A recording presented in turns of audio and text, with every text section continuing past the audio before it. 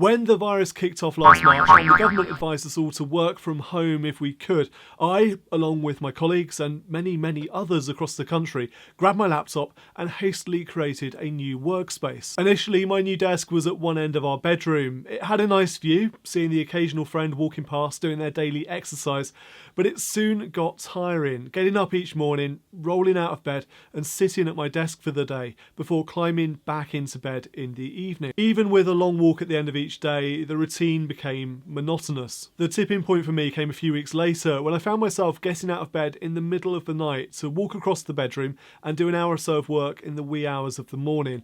It wasn't healthy to have this lack of boundary between my workspace and my living space. Plus, my wife was getting increasingly concerned about the amount of cameras in our bedroom. So I placed an order for a log cabin kit which arrived in June, and I built myself a garden office. It's considerably smaller than the office I had before, but some clever organising hacks and careful consideration about how I can repurpose a small space into a couple of different configurations for writing, podcasting, for filming, and it's serving its purpose incredibly well. I tell you this because Insurer Aviva is making the headlines today with the news that it's set to adopt working from home as standard practice. Aviva plans to close its offices across the UK and allow its staff to work from home, even when the pandemic eventually comes to an end. As an employer of 16,000 people in the UK, they have insisted that this new work from home policy will not result in any job cuts and that their people can still work from an office if they prefer. They're expecting most of their staff to work in an office one day a week on a rotational basis. In a statement, a spokesperson for Aviva said, "The way we use our office space is changing significantly. We are combining office space in some locations and reducing the space in others. Our intention is to invest in our sites to provide a more vibrant, inspiring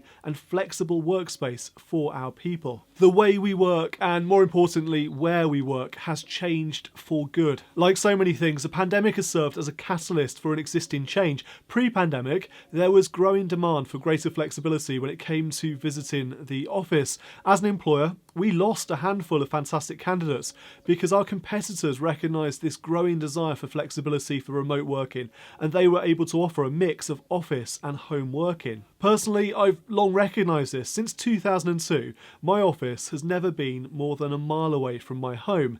When I joined the financial services profession in 2000, I worked initially in Leatherhead, which is a 40-minute drive away, and then in Tunbridge Wells, which took me about an hour to drive each way, and then also a year in Croydon, which took at least an hour each way, usually much longer. I just can't imagine commuting for a job. A few years ago, another business wanted to buy our business. As part of that offer, they wanted me to work out of their London offices for a couple of days each week, and that to me was a deal breaker. London might only be 35 miles away from where I live, but it's a good 90 minutes each way, door to door, by car, train, tube and then on foot. Quality of life and time are so much more valuable to me than money. We've all got our own values and we've got priorities for those values, and those value priorities are likely to inform our positions when it comes to this working from home debate. There are some other considerations too. How much money do we save by working from home? For employers, there is a significant cost saving associated with closing down offices.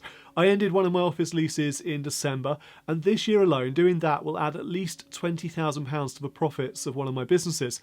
It's a cost saving that covers the lease, insurances, maintenance costs and utilities. There's a mental cost saving too, no longer worrying about the management of a building, of a space. I wasted so much mental energy last year, for example, on a faulty air conditioning unit. Employees save money by working from home too. There was a study from Lloyds Bank back in 2019. It found that the typical commuter spends £37,399 on commuting costs over a lifetime.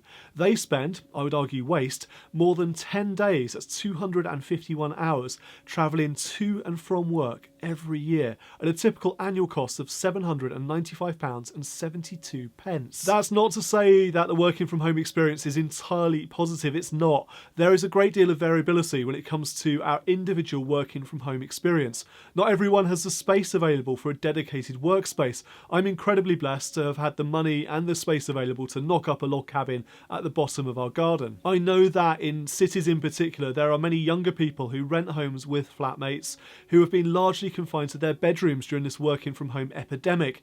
And that's why the option to visit an office for a day or more each week will continue to appeal to many people. Local work hubs with service desks available to rent by the day will also be of great appeal. On this point, there are also some genuine practical concerns about the ability to work from home.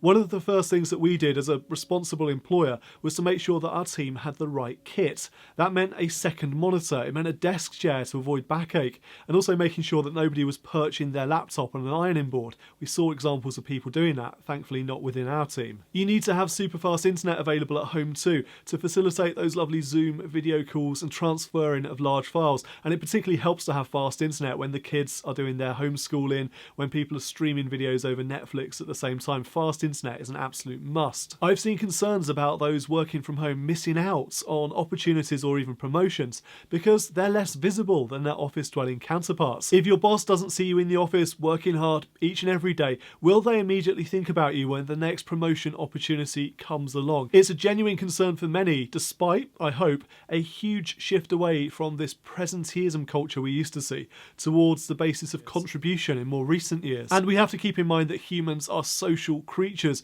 We need interaction with other humans to nourish our souls. Aristotle said man is by nature a social animal. An individual who is unsocial, naturally and not accidentally, is either beneath our notice or more than human. Society is something that precedes the individual. Without office space, can we maintain healthy separation between our work and our life? I personally believe that work-life balance is a fallacy.